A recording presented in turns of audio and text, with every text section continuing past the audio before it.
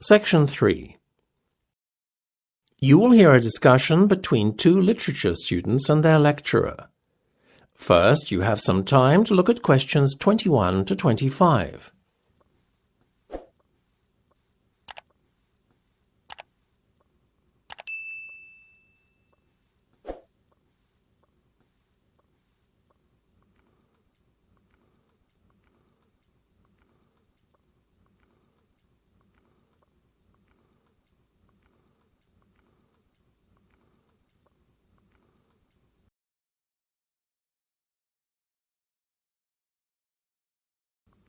Now listen carefully and answer questions 21 to 25.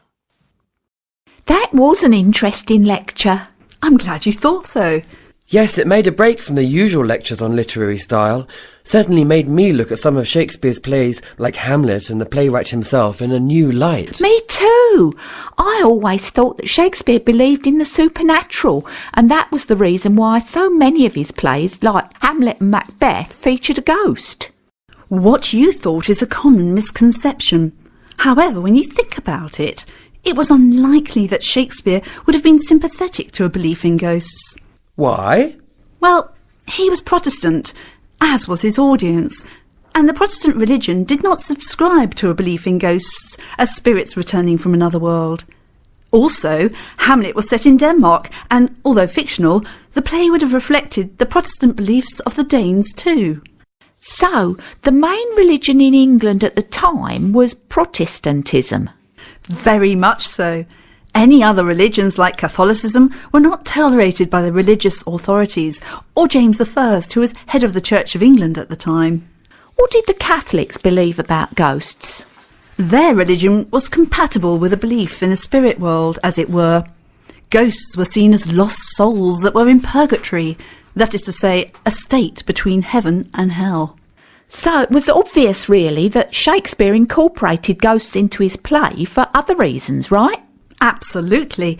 It's certainly odd to write about something you really don't believe in and then ask the audience to believe in it. So yes, there was clearly another motive. I guess when you think about it, it's quite apparent. As you mentioned in the lecture, ghosts appear in Macbeth and Hamlet really to show what the characters are thinking and as a catalyst for certain events. Quite right. And I think it's quite plain that Shakespeare had no belief in the supernatural. The fact that the ghosts seen by Macbeth and Hamlet are only often either visible to themselves or speak only to them suggests that the ghosts are only as real as the imagination of those who see them. So, would you say that the audience was as sceptical as Shakespeare with regard to ghosts? Well, as you know, the official line would have been that they didn't believe in ghosts, as it was not in line with Protestant beliefs prevalent at the time. Nevertheless, contrary to expectations, they do seem to have been a superstitious lot. Belief in witches and astrology were common back then, but how they justified their beliefs in religious terms is quite a mystery. Before you hear the rest of the discussion, you have some time to look at questions 26 to 30.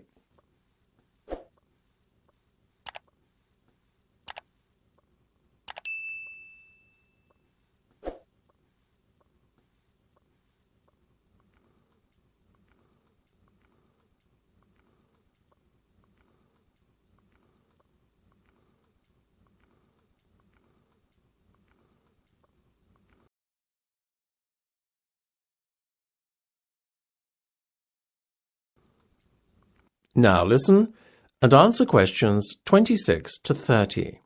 People, I think, today are a lot less gullible than in that period, though, don't you agree? I mean, honestly, believing in witches and astrology and all that? Well, judging by the popularity of TV programmes today like Most Haunted, I would say there's a fair amount of interest in the supernatural still. I guess most people are like me, curious but not entirely convinced when it comes to the spirit world. Well, I think ghosts are just the product of certain people's imaginations. You can't overlook the fact that many supernatural events cannot be explained. Personally, I think ghosts are just as likely to exist as UFOs and aliens.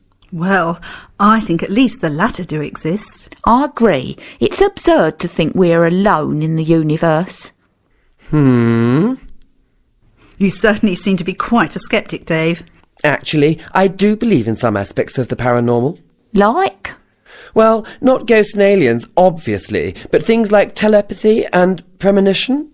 It's easier to understand or believe in telepathy and premonition as you hear of so many examples of these phenomena occurring in real life.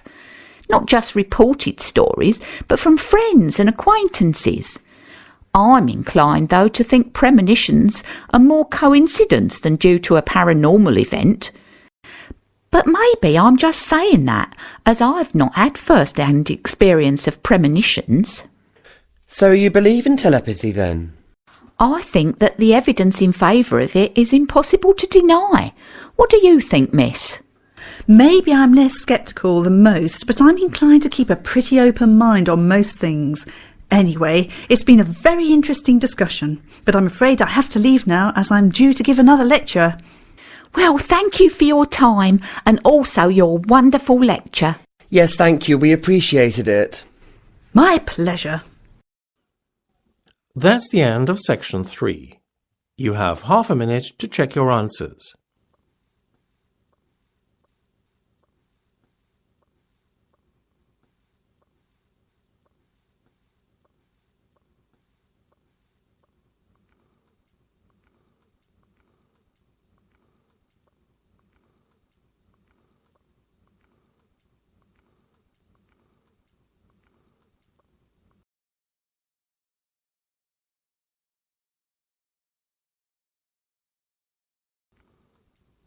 Now turn to section 4.